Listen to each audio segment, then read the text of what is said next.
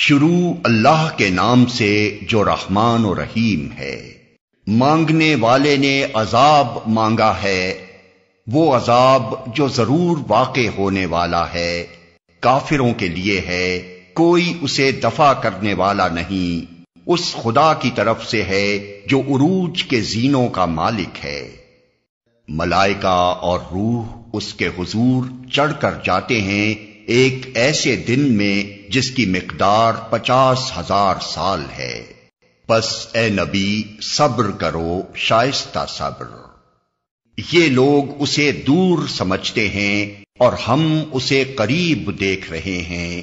وہ عذاب اس روز ہوگا جس روز آسمان پگھلی ہوئی چاندی کی طرح ہو جائے گا اور پہاڑ رنگ برنگ کے دھنکے ہوئے اون جیسے ہو جائیں گے، اور کوئی جگری دوست اپنے جگری دوست کو نہ پوچھے گا، حالانکہ وہ ایک دوسرے کو دکھائے جائیں گے۔ مجرم چاہے گا کہ اس دن کے عذاب سے بچنے کے لیے اپنی اولاد کو، اپنی بیوی کو، اپنے بھائی کو، اپنے قریب ترین خاندان کو جو اسے پناہ دینے والا تھا، اور روئے زمین کے سب لوگوں کو فدیہ میں دے دے، اور یہ تدبیر اسے نجات دلا دے۔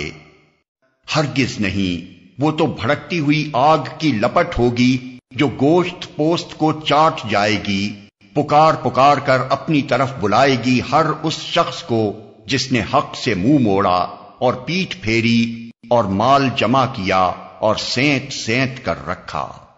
انسان تھوڑ دلا پیدا کیا گیا ہے، جب اس پر مصیبت آتی ہے تو گھبرا اٹھتا ہے، اور جب اسے خوشحالی نصیب ہوتی ہے تو بخل کرنے لگتا ہے۔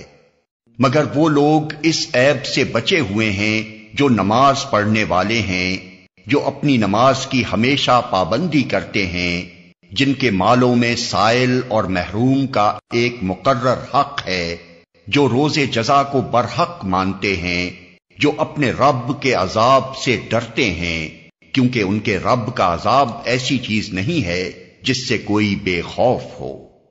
جو اپنی شرمگاہوں کی حفاظت کرتے ہیں بجز اپنی بیویوں یا اپنی مملوکہ عورتوں کے، جن سے محفوظ نہ رکھنے میں ان پر کوئی ملامت نہیں، البتہ جو اس کے علاوہ کچھ اور چاہیں وہی حد سے تجاوز کرنے والے ہیں۔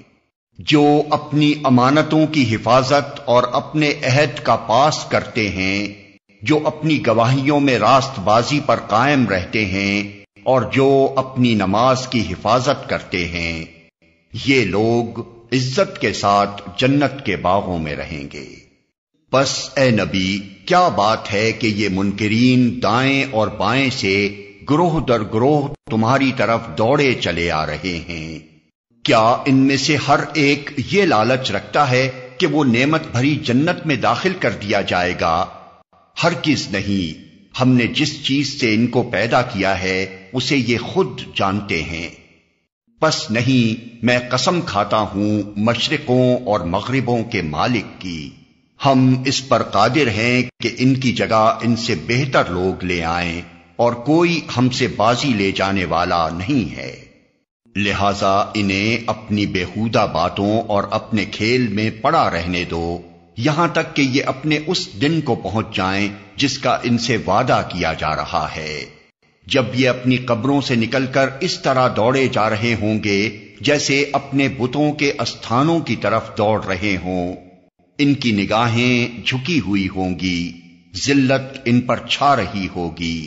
وہ دن ہے جس کا ان سے وعدہ کیا جا رہا ہے۔